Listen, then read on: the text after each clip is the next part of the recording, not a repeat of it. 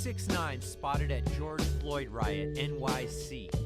Tekashi 6IX9INE, I feel like Tekashi 6IX9INE is just a regular kid, like, you know what I'm saying, like a regular person. Tekashi 6IX9INE has probably one of the most powerful voices on social media thanks to his wild attitude and bad habit of breaking the rules. While his controversial stances have divided the rap world and built up his career, it seems now 6IX9INE looks to unite the people as the rapper was spotted at an organized protest turned riot for George Floyd in his hometown. Welcome to Lime Report. Before we begin, be sure to leave a like, subscribe, and check out the link in the description to enter a chance at winning our Apple product giveaway. Since being released from prison back in April, 6IX9INE has been one of the busiest artists of the year. Being absent from the rap game for 2 years can hurt even the most famous rapper's career. And so, when 6IX9INE was granted house arrest, he knew he'd have to come back hard if he wanted a fighting chance at reviving his career. 6IX9INE was pretty calculated with his return, as he always is, and prior to his first post-prison debut, he had been setting the stage for nearly 2 weeks. While testifying against the vicious 9 Trey gangster bloods in court, 6IX9INE promised that he would do everything in his power to foster real change and show the courts he wasn't the same person that was thrown behind bars. Yet from the moment he returned, 6IX9INE immediately went back onto Instagram and reverted right back to his old troll self, harassing several big-name artists and adding even more enemies onto his already long list. Having been missed from music for 2 whole years, 6IX9INE was easily the biggest story out there for nearly a month. Just as the rapper was gearing up to release his second single since being released, the serious tragedy of the murder of George Floyd occurred, which pretty much brought everything else to a standstill. Following the death of the former member of the world-famous Screwed Up clique, the nation has been in an uproar as protests and riots break out all over every major city in the country. Now, in spite of the potential risk that comes with violating his parole, it seems 6IX9INE wants to be a part of the change as he stands with his community against injustice. Thanks for joining us, everyone. Today we'll be taking a closer look at the rumors surrounding 6IX9INE and his risky appearance at a George Floyd rally in New York City. Don't go anywhere as we uncover the truth behind 6IX9INE's presence at the rally and what the move could mean for his freedom. You won't want to miss out on any of this. 6IX9INE has proven time and time again that he is one of the most selfish people on the planet. It always feels as if the rapper has readily used the people around him until they serve their usefulness and then quickly discards them, just as he did with the notorious 9 Treys. But still, it seems as though even though the traditionally traitorous MC can't stand the sight of the social justice going on within America. But still, it seems as though even the traditionally traitorous MC can't stand the sight of the social injustice going on within America. In a new video, Tekashi 6IX9INE addressed the death and protests going on all over the country in reaction to the murder of George Floyd, and he had quite a lot to say without saying too much. Stay with us as we reveal 6IX9INE's view on the ongoing situation, as things only get more interesting from here. According to 6IX9INE, he can't really speak much on the situation or say negative things about the cops because of his legal situation. But in spite of the restrictions, 6IX9INE still wants to be a part of what could possibly be the most important conversation our generation has ever had. In the clip, Tekashi starts by addressing why, with his huge platform, he has been silent up until this point. Quote, "I want to start out this video by saying that I see what is going on globally, and I see the outrage, I see the chaos. I know everyone knows my situation. I'm still not a free man. I'm home under supervised release," says 6IX9INE. Following that statement, he then says that he isn't allowed to say anything more, and points the camera to his ankle monitor.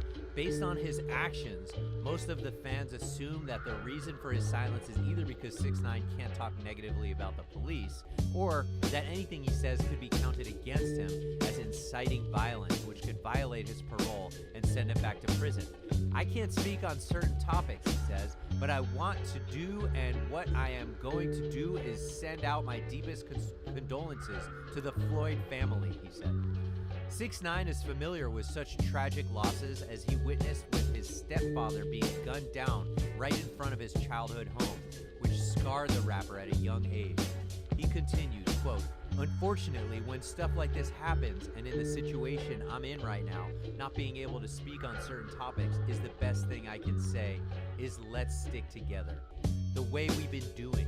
Again, my deepest condolences, end quote. Tekashi captioned the video, RIP George Floyd, we matter, hashtag end racism.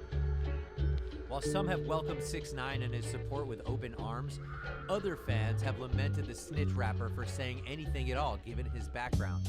Keep watching as we continue to reveal 6IX9INE's thoughts on George Floyd's death and how he's been involved since the protest began.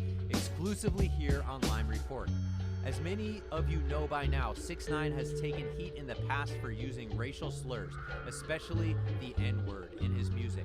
Hailing from Hispanic descent, the use of racial slurs has been severely lamented by several of his fans.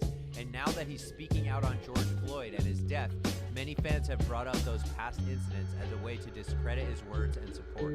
One fan pointed it out, saying, quote, how are you going to say Black Lives Matter when you say the N-word all the time and you're not black and that makes no sense, end quote, under 6IX9INE's post. But while some threw jabs at the rapper for his seeming hypocritical stance, others pointed something unusual out about the rapper. Rather than stirring up controversy as he usually does, 6IX9INE seemed to be genuine in his words and actions. Under his post supporting Floyd, one fan pointed out that 6IX9INE seems to be slowing down on social media after he was warned about potentially violating his probation. Quote, I hope you guys can tell this whole attitude has changed so much since he heard he could get sent back if he keeps messing up, the fan wrote. When 6IX9INE was first released from prison, he wasted no time getting back to his trolling ways on social media. But after racking up several new foes in his quest to be rap's greatest supervillain, 6IX9INE made a powerful enemy in West Coast legend Snoop Dogg. Although Tekashi seemed to be having fun trading barbs with the Long Beach rapper, things got a little dicey when 6IX9INE leaked a sex tape that had Snoop Dogg in the video. Snoop's hatred for 6IX9INE has always been there, but things really began to heat up after Snoop called out media outlets for pushing 6IX9INE and his story. After trading words on social media, 6IX9INE shared the not safe for work video, but quickly deleted it as fans began notifying Tekashi that this was considered revenge porn and began contacting the FBI to try to get the GOOBA rapper thrown back in jail. Since then, 6IX9INE seems to have cooled down a bit and only now has reappeared to express his condolences for George Floyd and his loved ones. George Floyd's death has sparked a serious level of unrest that the states have not seen in almost a decade, not since the eerily similar death of Eric Garner. While the protests are held largely by the Black Lives Matter movement, in reality, the fight against racism is a fight for all of us to wage together, regardless of skin color. The madness all began on May 25th in Minnesota when a local Cup Foods employee called the police on Floyd. According to a 911 transcript, the employee alleged that Floyd not only used counterfeit money to try and buy a pack of cigarettes, but was also extremely drunk and not able to control himself. Once police arrived, they made their way to his vehicle and things immediately started to get bad from there. From the first police car, officers Lane and Kung arrive and make their way to Floyd's vehicle. Just seconds after approaching the vehicle, Officer Lane pulled his gun and ordered Floyd to put his hands on the vehicle. A few minutes into the confrontation, Lane yanked Floyd out of the vehicle and the two officers cuffed his hands behind his back. Once the officers were able to figure out just who Floyd was, they walked Floyd to their police car for transport. But just as they were about to get him into the vehicle, Floyd fell to the ground. The officers then picked him up and tried to force him into the car, but Floyd refused, telling the officers several times that he couldn't breathe and felt claustrophobic.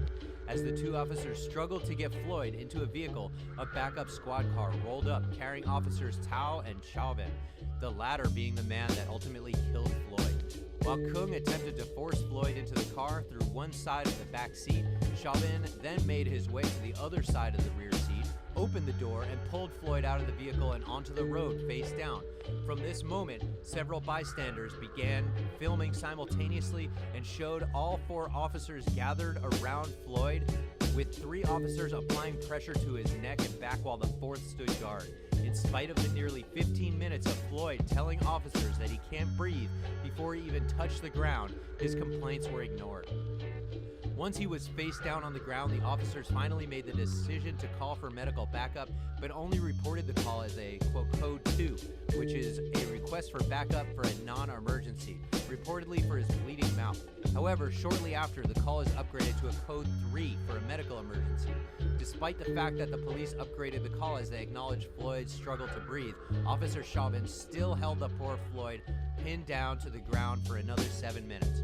Throughout both condemning videos that were shot by bystanders, Floyd can be heard pleading for the knee to be taken off his neck 16 times in less than 5 minutes. As Chauvin and Floyd go back and forth about the knee on his neck, Chauvin never once released pressure, even as Floyd's eyes closed and his body went lifeless. The only time Chauvin released pressure was when EMTs requested him to move so they could treat Floyd. But at that point, things were past the point of return. George Floyd died on the scene.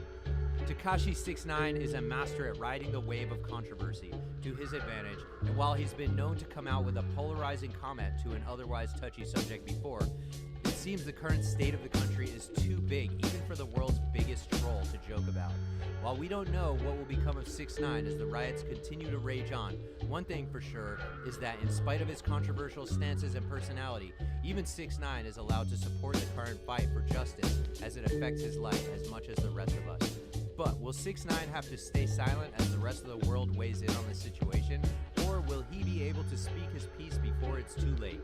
Thanks for joining us on Line Report, everyone. Make sure to let us know what you think in the comment section below. And before you go, be sure to leave a like, subscribe, and check out the link in the description to enter a chance at winning our Apple product giveaway.